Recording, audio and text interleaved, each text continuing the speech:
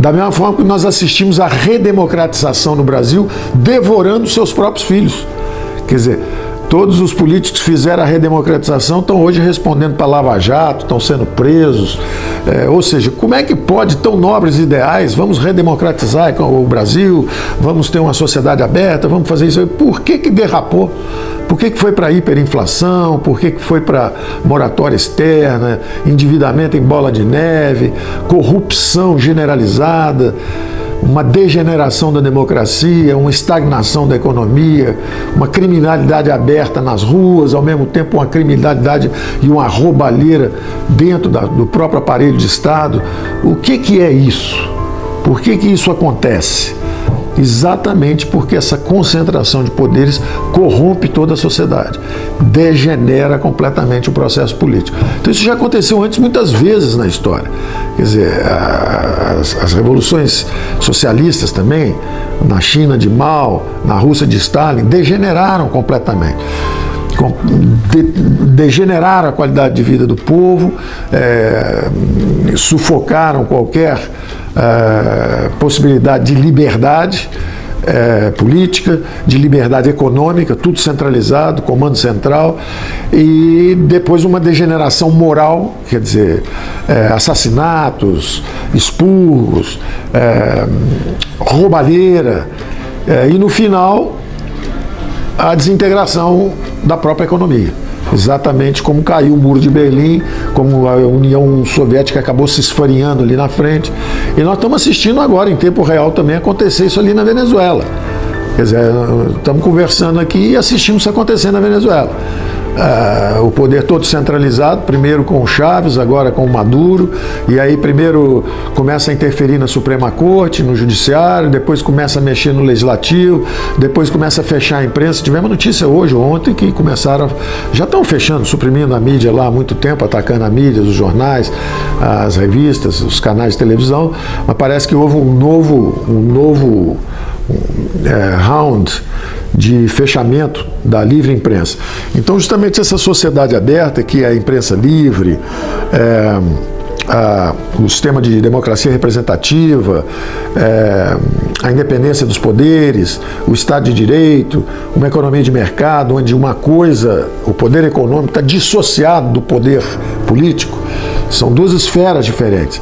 Não deve se misturar. Na hora que o poder econômico começa a comprar a influência política, e aí o poder político se vende para o interesse econômico, é a corrupção e a degeneração final, que é o que nós assistimos também no Brasil, e que a Lava Jato está expondo as vísceras desse sistema de corrupção recíproca.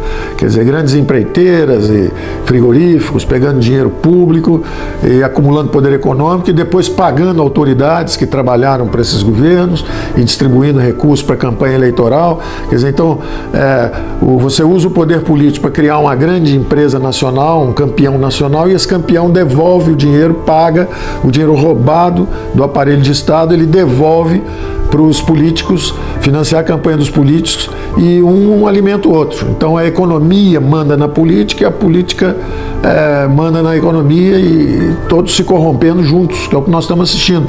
Piratas privados se associam a criaturas do pântano político, e juntos com os burocratas ladrões, vai a classe política para o inferno, vão os grandes empresários nacionais para o inferno, e vão também os burocratas para o inferno juntos, e degenera a economia brasileira. Então esse é um fenômeno histórico, conhecido, interpretado em vários episódios históricos. Aconteceu à esquerda e à direita, quer dizer, da mesma forma que os comunistas à esquerda e os socialistas fizeram várias vezes essa concentração de poder político e econômico, ela também aconteceu do outro lado. Então nós vimos, por exemplo, o Kaiser alemão ao final do século XIX, você tem uma concentração de poder político, um sistema politicamente fechado, e aquilo ali, então, você, de certa forma, redemocratiza ou democratiza o país. Entra a social-democracia com a República de Weimar, e da mesma forma mantém o aparelho centralizado, só trocou de mãos, saiu dos militares e foi para a mão da sociedade civil, e logo depois a sociedade civil também começa a se perder. Eram todos partidos de esquerda também, a inflação começa a subir, eles vão para a hiperinflação, tem o surto de hiperinflação novamente, depois de ter tido já o surto durante a guerra, e acaba desembocando tudo. Tem eventualmente uma reação do nacional-socialismo contra o socialismo de esquerda, vem o totalitarismo de direita, que é o nacional-socialismo. Você vê como todo mundo era socialista, a esquerda era o socialista, era o Partido Social Democrata, mas a direita também era socialista, era todo mundo socialista na Alemanha. E aí vem o Partido Socialista dos Trabalhadores Alemães. E nós temos o fenômeno do nazismo, de novo, com o poder econômico centralizado, poder político centralizado, e sempre desembocando em guerra. No final você tem que fazer guerra. Quer dizer, então, o Tocqueville analisou historicamente a Revolução Francesa e chegou à conclusão que foi justamente esse fenômeno de administração centralizada, de poder concentrado, que estava na monarquia absolutista dos reis franceses. Na hora que você muda o sistema político, mas você continuou com essa centralização de poderes e recursos lá em cima, aquilo acaba degenerando o novo sistema. Então você tira o rei, botou os liberais revolucionários e eles se perderam. E logo depois você desemboca de novo num sistema totalitarista, que é o imperialismo, na verdade o imperador Napoleão. E ele então empurra aquele movimento revolucionário interno, aquilo transborda e vira as guerras napoleônicas, que ainda vão agitar a Europa logo depois. Então, isso é um episódio recorrente. Da mesma forma, se você olha no Brasil, houve uma concentração de recursos políticos e financeiros, com o fechamento político, quando começou o regime militar, e essa concentração, no início, ela é apresentada justamente para evitar a ditadura de esquerda. No período de Guerra Fria, totalitaristas à esquerda, à direita, começam a disputa, e os militares começam até o que tem sido chamado depois de um regime militar envergonhado, quer dizer, porque eles mantiveram o Congresso aberto, todos os atos foram referendados pelo Congresso, mas na verdade há uma inequívoca concentração de poder político e de recursos financeiros do governo federal.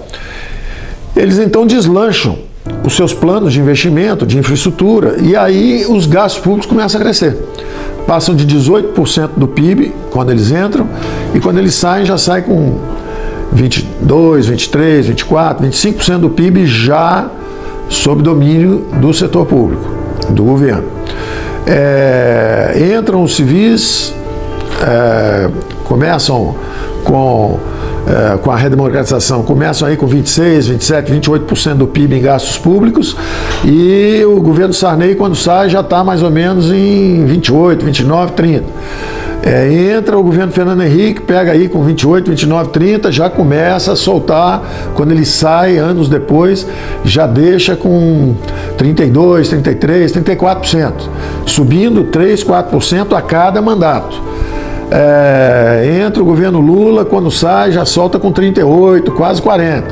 E, finalmente, a Dilma consegue fazer a participação dos gastos públicos como percentagem do PIB em 45, 46% do PIB. Quer dizer, quase a metade do PIB já sob controle.